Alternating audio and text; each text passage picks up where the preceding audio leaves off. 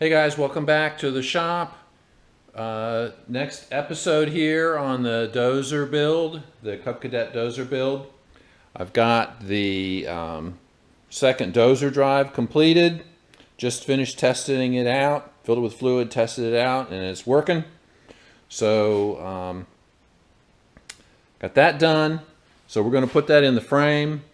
In order to do that, I'm going to go ahead and take the hood and cowl off. I've marked locations, approximate locations for where things will go back on. As you remember, in the last episode, we made a decision to turn the frame around, and in this episode we're going to build a protective cover for the hydrostat in the front underneath there. So that's on the agenda, and we're going to get the second Dozer drive installed and start working on the drive shaft and the engine. I've got the engine here as well on the floor. Just brought it up from the garage. So we'll get the engine set in place and see how that fits and make some decisions on how that's going to get mounted. So that's what we got on tap for this episode. So stick around. Let's see how it goes.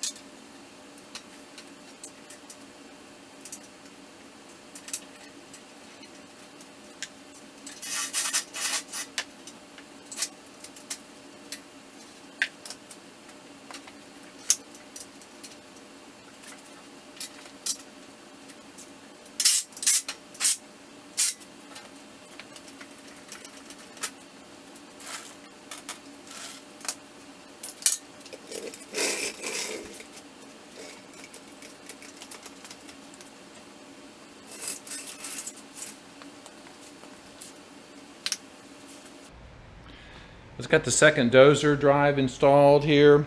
It's just a couple bolts through the axle housings. There's one other bracket that needs to be reinstalled. This bracket goes inside, bolts through here and to the hydro, so it's an additional support for the hydro in the front. So there's one on each side here, and then we'll need to, when we build the cover for the hydro up here, we also have the same two brackets, one on each side here as well. So we'll incorporate those into the protective cover for this hydro. Okay. I'm going to cut some metal and we're going to work on the protective cover for the front hydro.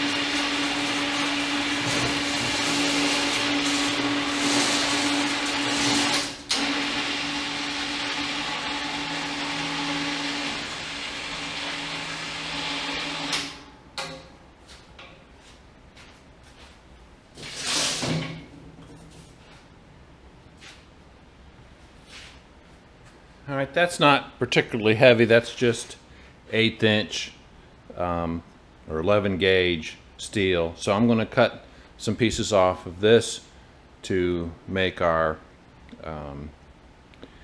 enclosure for the front hydro.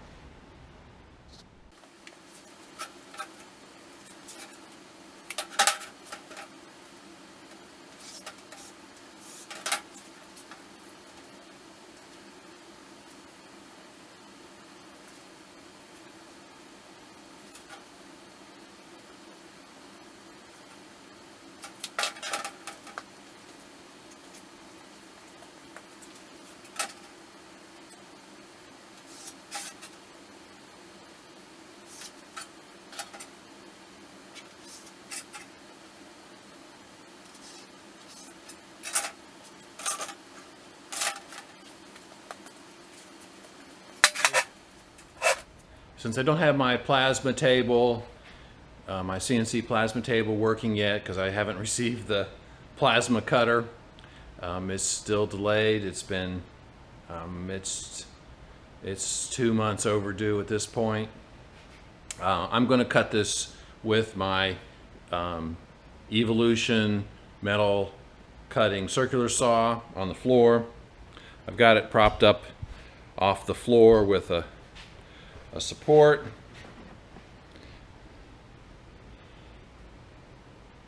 Got the lines marked out based on my measurements. So this is actually the first time I've used this saw, so we'll see how it goes. This is 1/8 inch 11 gauge mild steel.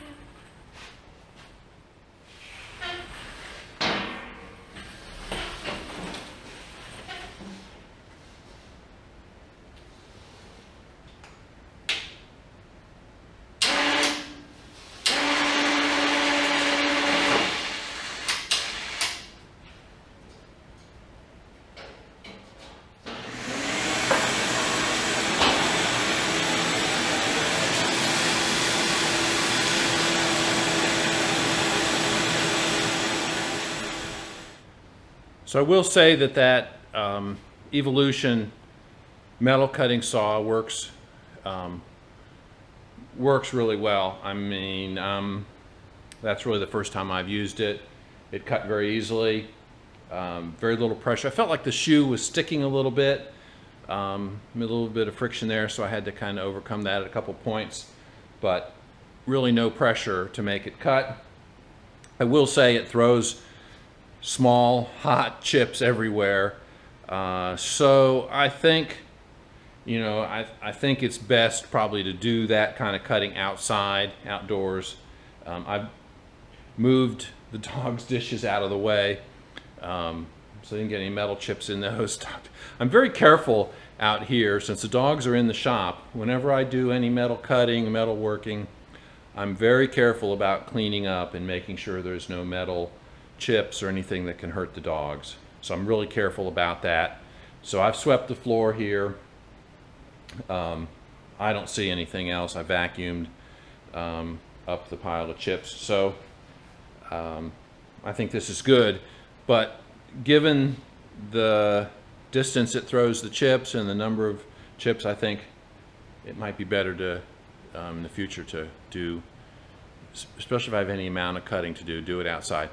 I am anxious to get the CNC plasma table working, so hopefully that will happen in the next month or so. It is mid-September right now, and it was supposed to ship in mid-September, so hopefully it's going to ship. It'll ship this week.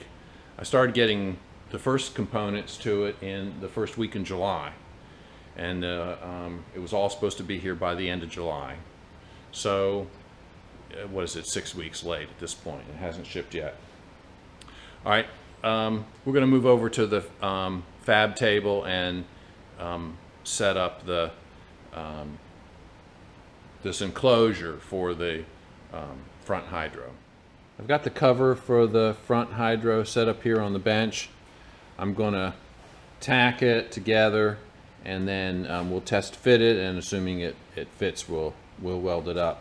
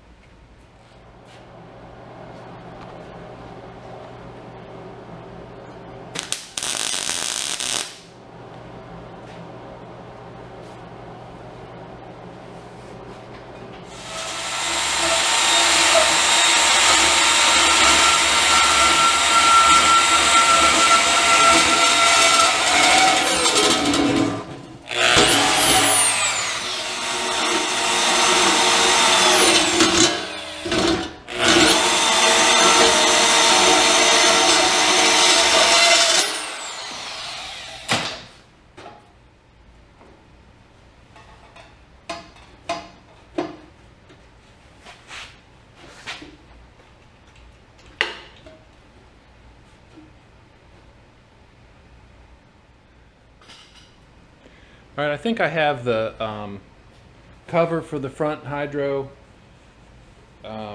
mostly finished here, or at least mostly mocked up. So it's about the smallest envelope that will totally enclose the hydro. You can see that it's against the filter here, and the bottom is up against the suction line from the hydro. So my plan is to bolt this to the side of the frame and to the transaxle here, so that it has plenty of support. And we'll weld it up. You know, it's not my preferred solution. I wish I could have turned this hydro around, but with what I've got, you know, to work with here, it's one of those compromises. So I think, you know, standing back, if we, you know, imagine it painted yellow, you won't really see it. The tracks will cover much of it. So I think it will be fine. And it will certainly protect the hydro from anything but the most severe impact. So I think it'll be fine. I mean, I'm not building any roads with this, so all right, I'm going to put some more tacks on it, and then put it back on, and we'll drill some holes for some bolts. I've already got some holes in the frame here that I've already got some holes in the frame here that I can use. So my plan is to mark those and use those, and we should be fine. It should work okay. And I need to bolt it because I need to be able to remove it to service the hydro, to change the filter. So that's the reason for bolting, not welding it on. Okay. Let's put some more tacks on this, and then we'll drill some holes and bolt it, and then we'll come back once it's fitted up. We'll fully weld it. I got all the holes drilled on both sides of the hydro cover, and I just finished welding it up. I'm just going to hit the welds a little bit, clean them up, and then we'll put it back on and see what it looks like.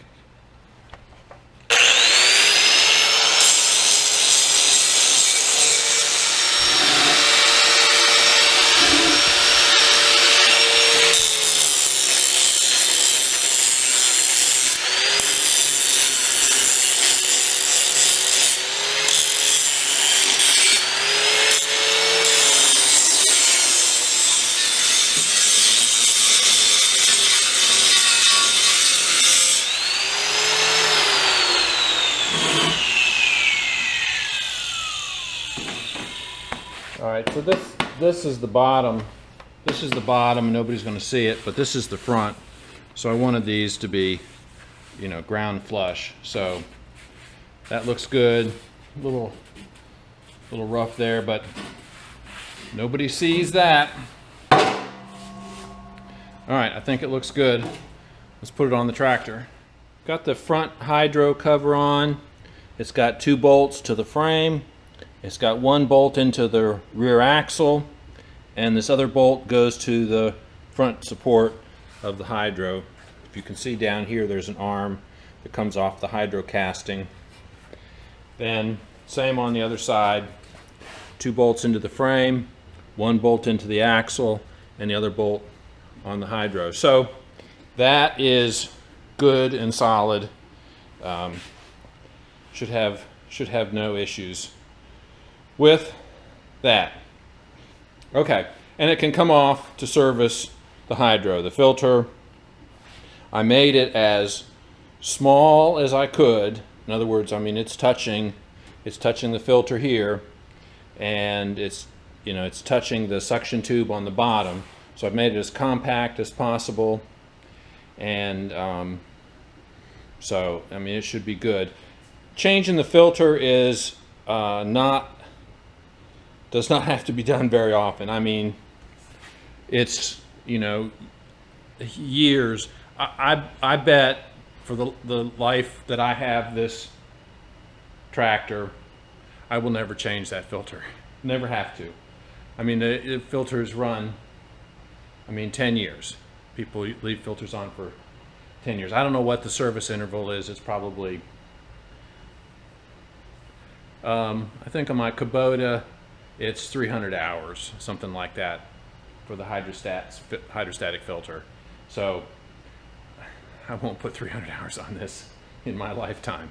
Okay, so that should be good to go. Let's move back to the frame. We'll get the upper frame back on and start looking at the drive shaft situation. When you're working with these Cub Cadet hydrostatic transmissions, you know, one of the common wear points is the trunnion springs.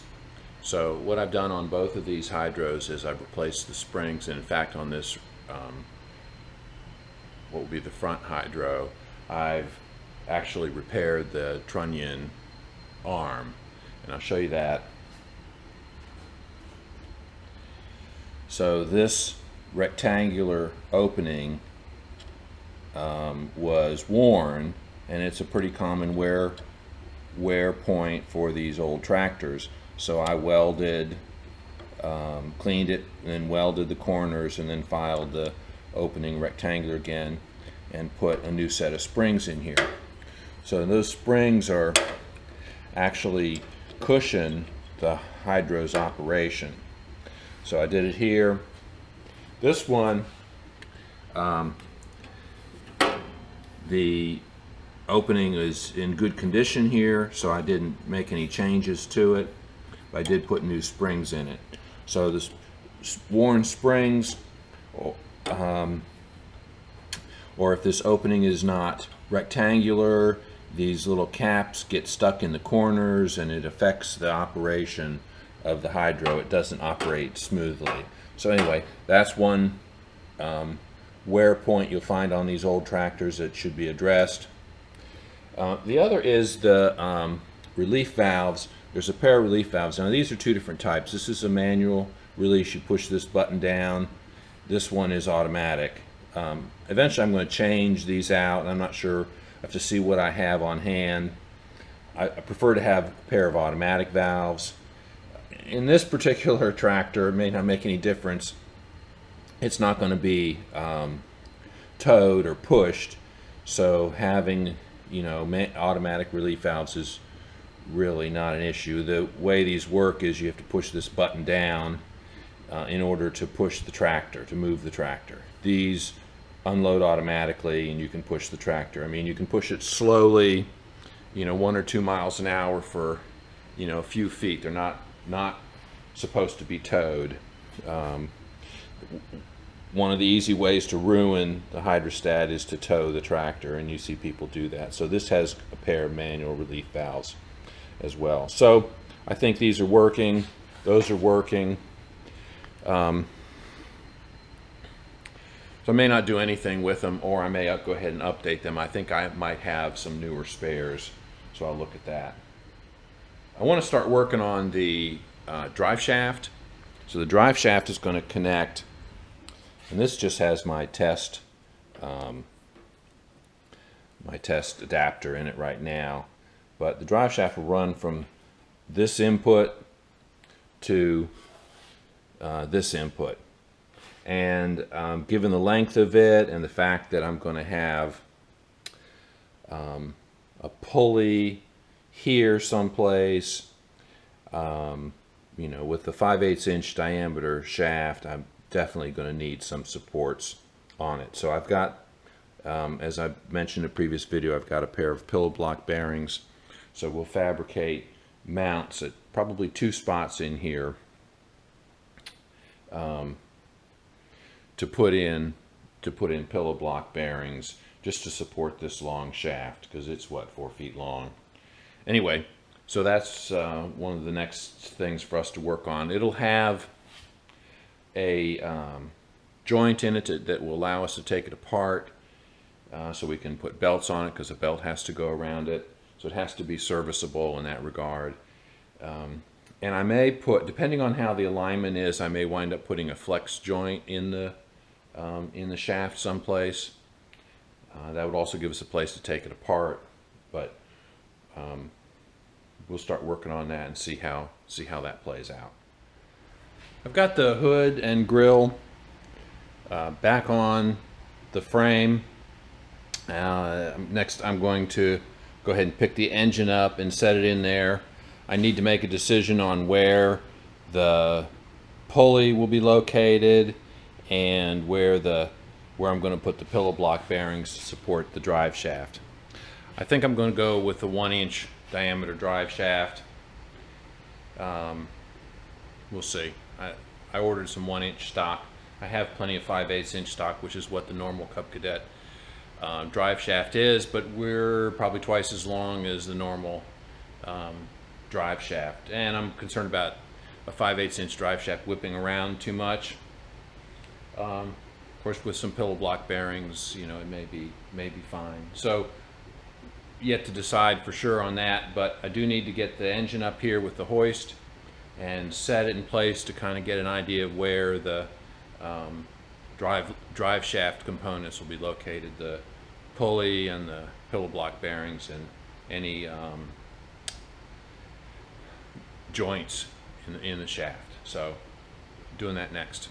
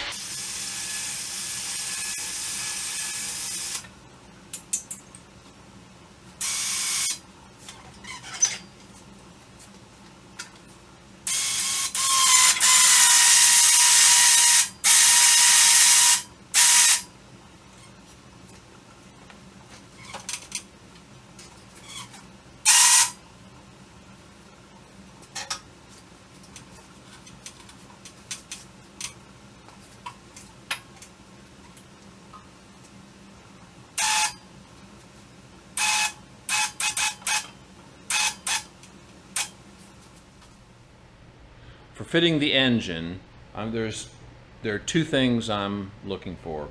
One is position forward and backwards. I need enough room to mount a fuel tank here, so I have enough room in this position for a fuel tank. And I need it. The fuel tank is going to be gravity fed, so it needs to be above the engine. So really the best place for it would be right here. And the other is, you know, how far down the engine mounts. Now, right now, it's sitting on this shroud on the frame, and the other, you know, and the height of that, its position forwards and backwards, obviously will determine where the drive pulley is and where the pulley on the drive shaft will go. So it looks like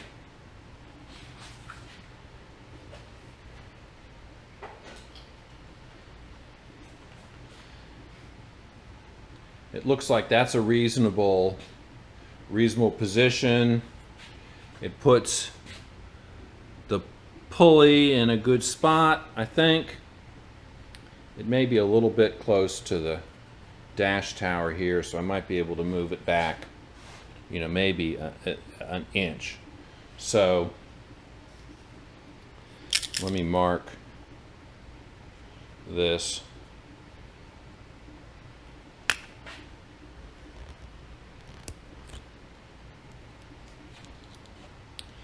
All right, so this is dash there. All right, I'm going to say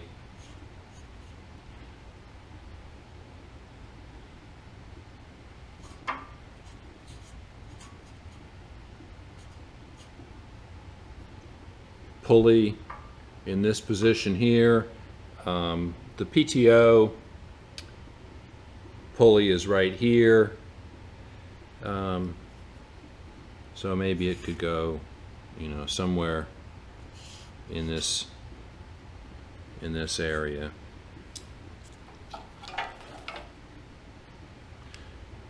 All right, so my pulley is there. You know, the engine ends about there. The crankcase bolts are here within this range. So that's where I need to fab the shelf. It can't sit this low in the frame, so I need to fabricate a shelf, a set of brackets for the engine to bolt to. So now that I have the approximate position, let's raise it back up a little bit.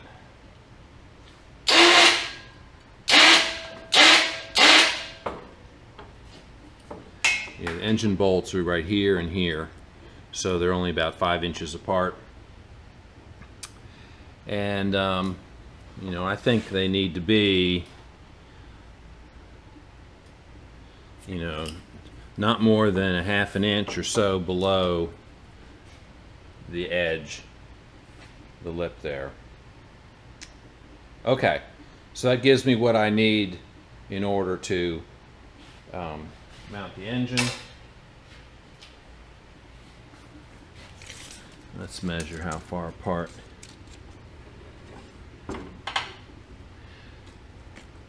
All right, the engine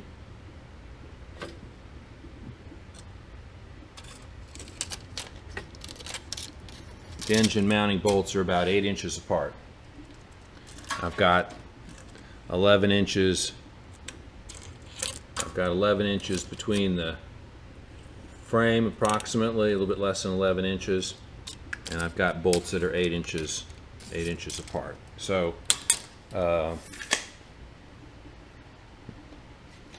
you know, something like a 2-inch shelf, 2-inch wide shelf on each side will work. Okay, so that's what we need to know.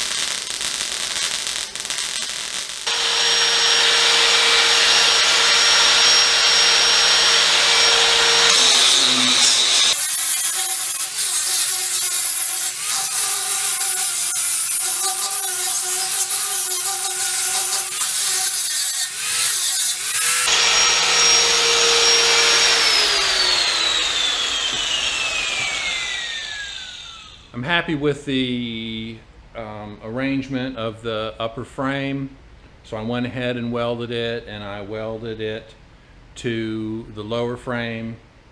Before I did that, I went ahead and put several welds between the angle, the support angle, and the lower frame to hold that together, prevent twisting or any unusual forces on it, even though it's welded, you know, pretty well to the side of the lower frame, those angles, the angle iron. I welded the upper frame to the lower frame with a series of about 10 short 1-inch welds. I may well come back and add to that later.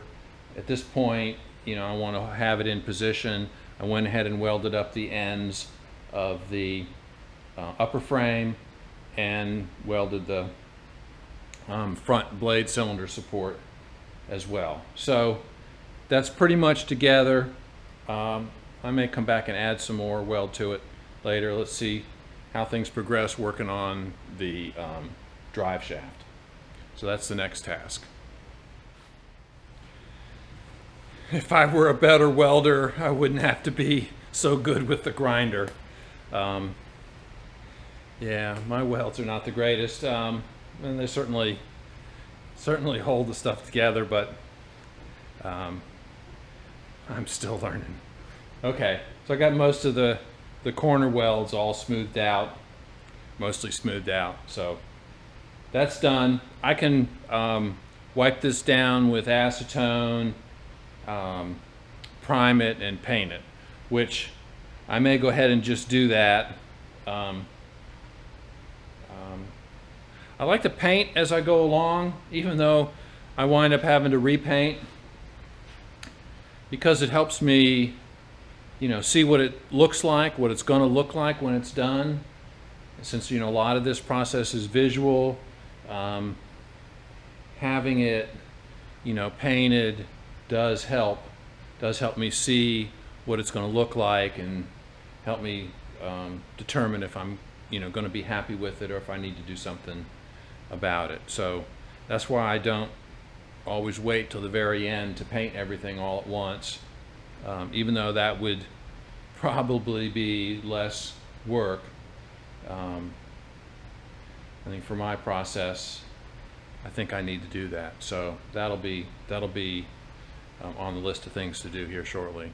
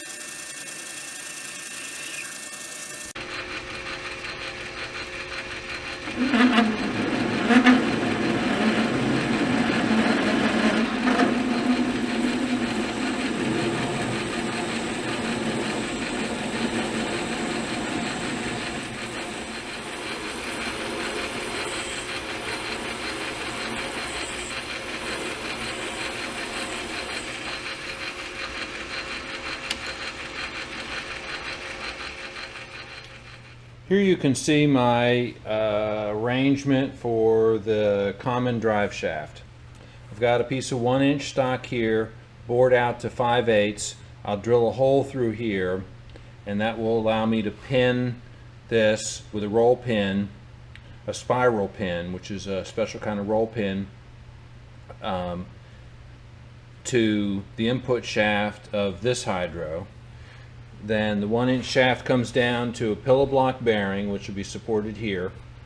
Then the drive pulleys, and they have a bushing for 1-inch shaft.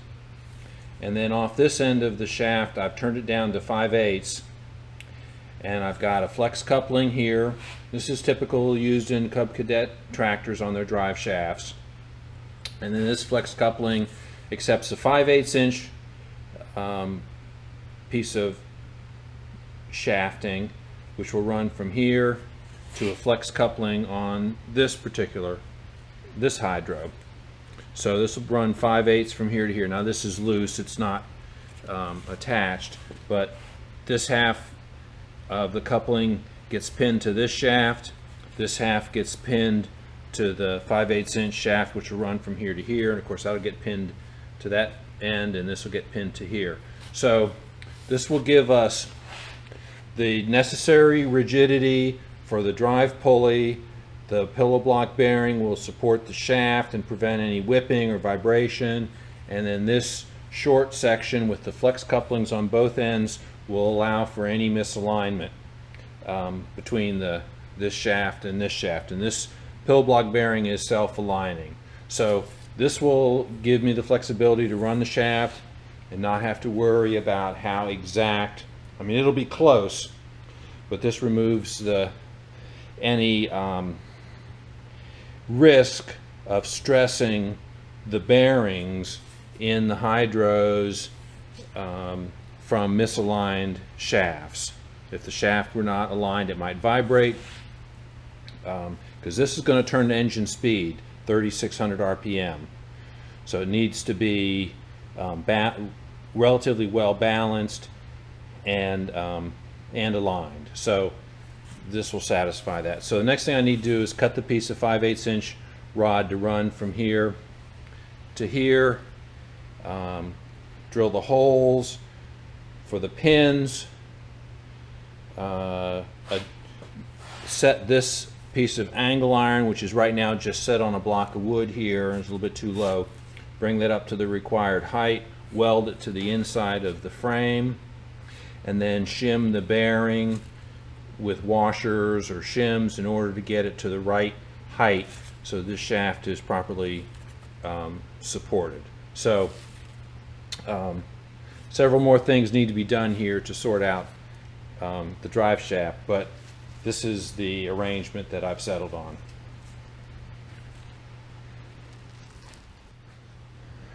I've cleaned off the paint on both sides inside the frame here, cut a piece of angle iron, 2x2 by 1/4 angle iron to fit between the frames, pretty close fit. I've blocked and shimmed up this piece of angle so that it is just a little bit below the required height for this shaft. So you can see there's a little bit of play in the shaft. That allows me to shim this pillow block bearing to the correct height to support the shaft. I mean, it's not super critical. You want it close, but with a self-aligning bearing here, you know, there's a little bit of forgiveness in this, but I want to get it close. I'll get it within, you know, within 50 thousandths or so of its, you know, correct position. So it'll be pretty close. And then with flex joints between, you know, this end, this other end, there's forgiveness there. So I'm going to tack this and then pull this out and weld this angle. Support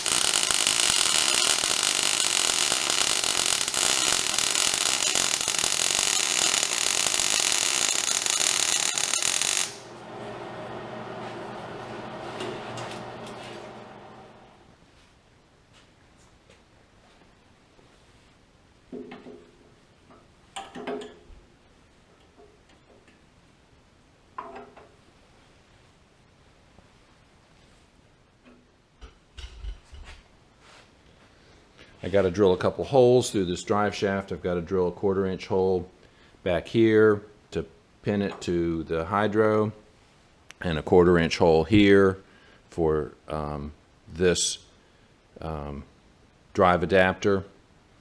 And then we'll cut a drive shaft to fit between here and the other end, the drive adapter, the flex joint here on this hydro. So this has a hole already through it, so I can pin this to the input shaft, and then the drive shaft we cut will then pin to this drive adapter here. Okay, so let's drill some holes and cut a piece of 5/8 inch drive shaft to fit there.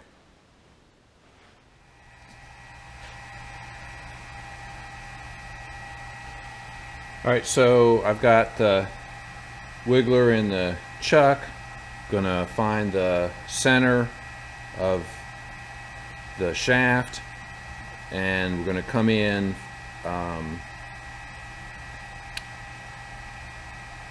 5/16 from the end to drill the hole.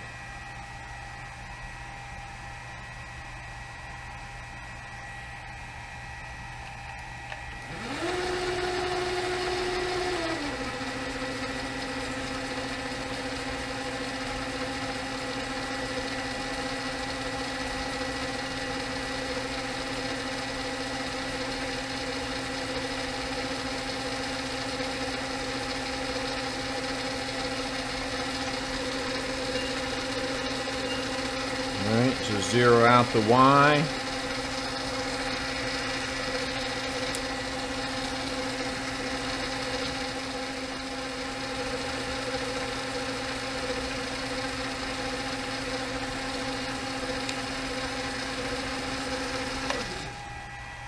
Alright, so that gives me 1.2 on the DRO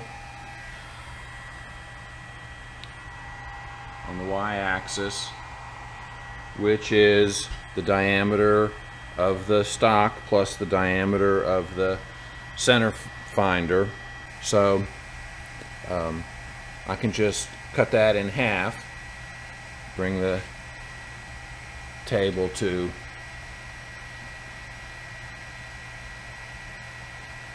0.6.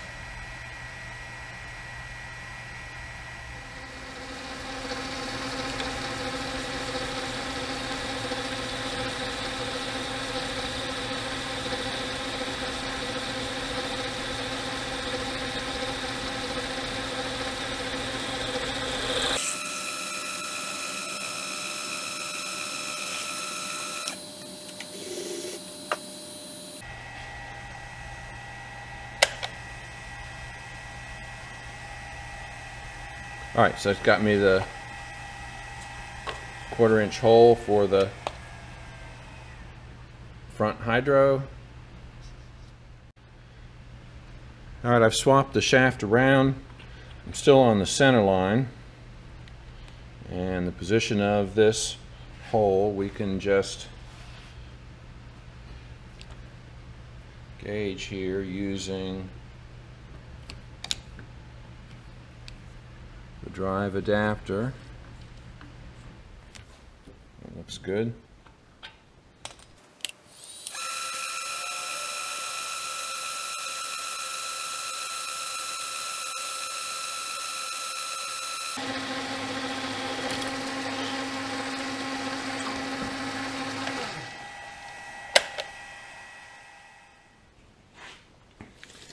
And now we need to determine the length of the 5/8 inch section of the drive shaft, which will run from this drive adapter to this one.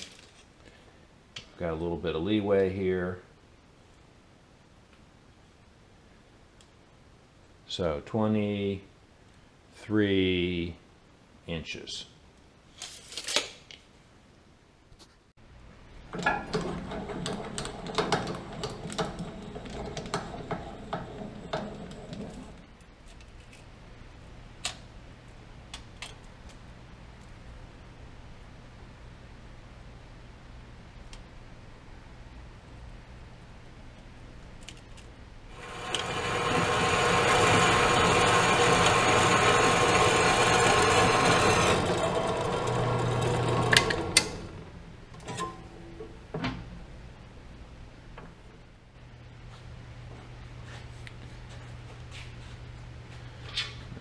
so let's test fit this.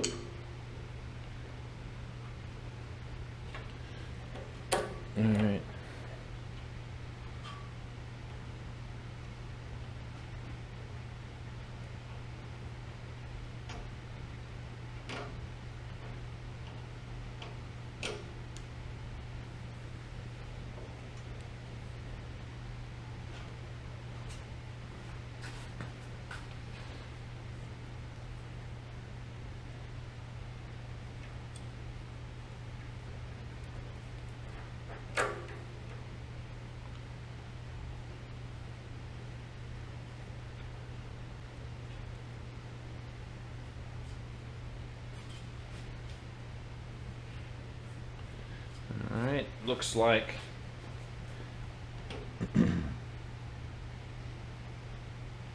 that's a good fit. So all we got to do is drill the holes through the shaft, the 1/4-inch holes at each end to match up with these drive adapters. And I've got 2 more new flex discs coming that'll replace these 2 older ones. These 2 are new already, so we'll be in good shape there. Okay, so we'll drill a couple holes. I'm going to try to mark them.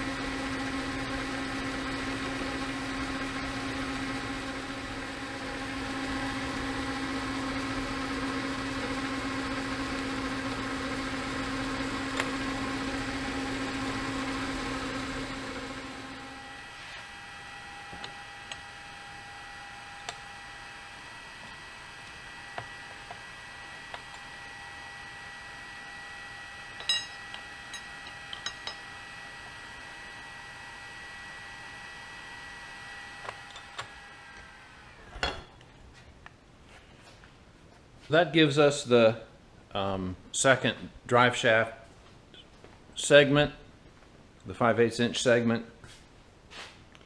I'll set it in here temporarily. We won't attach it permanently until we get the engine mounts set up.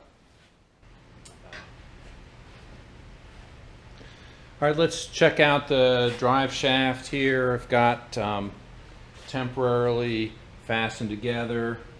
I mean, these bolts aren't tight. I've put 1/4-inch bolts through all the connections just temporarily to hold them. For the time being, I've got the pillow block bearing clamped.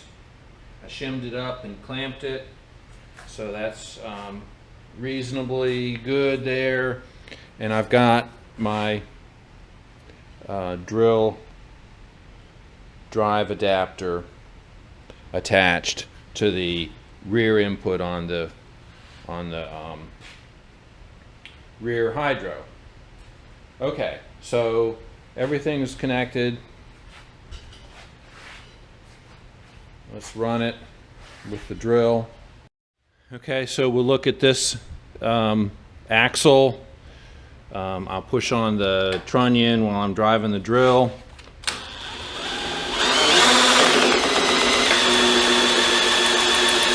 Forward, backwards.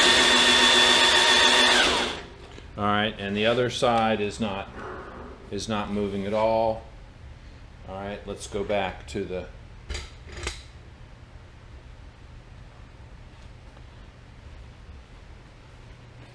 go to the other side here.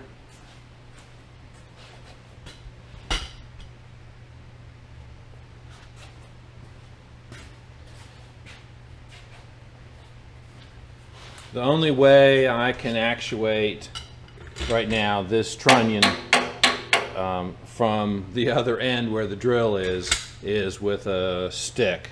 So I'm going to push on this while it's running, and we'll see if we can get this to turn.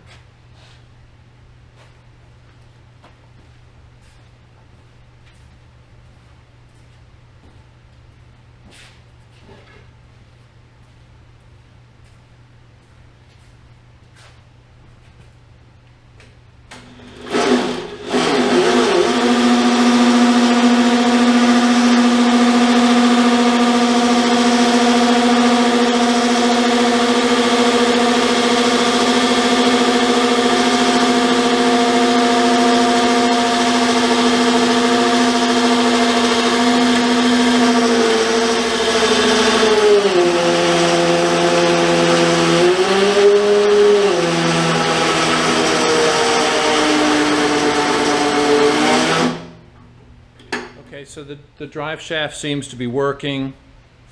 It's a little tough for me to reach the front hydro from all the way at the back where I have the drill. So the drill has a 5/8 inch rod turned down to 1/2 inch, chucked in it, feeds the rear of this hydro clockwise, which amounts to counterclockwise on this side, which is the way this needs to be driven. And this connects here. You got a support. We'll have the pulley, drive pulley here, and then feeds this one clockwise, which is what it needs to be. On the back side clockwise, the front side counterclockwise. So the drive shaft is temporarily in there. I need to drill the holes through this support, bolt this pillow block bearing in, drive spiral pins in all of these connections. There's 5 of them there. And I'm not going to do that until I get the new flex discs to go here, and I get the engine mounted. So I've got a couple of angle irons set here temporarily. I'm going to bring it up here flush with the top and weld those in place, and then make a plate for the underside of the engine, bolt to the engine, and then the plate will bolt to these brackets. So that's in the next episode. This is episode 8, so that'll be episode 9. Making good progress here. We've got the dozer drives working, drive shaft connecting them. Next step is to go ahead and mount the engine. Then I've got some good news, I think, on the tracks. I mentioned in a previous video that buying chain to build the tracks, chain and sprockets of the right size, was prohibitively expensive. I have found conveyor chain from another source, much less expensive. I mean, a fourth of the cost. So 10 feet of the conveyor chain, 2.5 inch pitch conveyor chain is $150 instead of $500. So much less expensive, and I think it'll work a lot better. The sprockets have a better shape. I ordered a sprocket and 10 feet of the conveyor chain. So next time, hopefully I'll have that. We can look at that, see how we can adapt that to the tracks. And with 5.5 inch pitch, it gives me roughly 5 inch treads, which is a good size, I think. So that's good news on that front. I also got an email from Langmeyer yesterday which said my razor weld plasma cutter has shipped, or is shipping. So only, what, 2 months late. So at least it's on its way. There's supply shortages all over the place. So that's good news. So I'll get the plasma cutter up and running. I'll need that to cut the pads for the treads, so for the tracks. Okay, that's it for this episode. Appreciate you guys watching. Go ahead and subscribe if you haven't already, so you don't miss upcoming episodes, and ring the bell so you get notifications. I'm trying to publish a video once a week. Don't know how long I'll be able to keep that pace up. I've been working pretty steady on this, but we'll see. I'm working on it. So thanks for watching. We'll see you guys next time.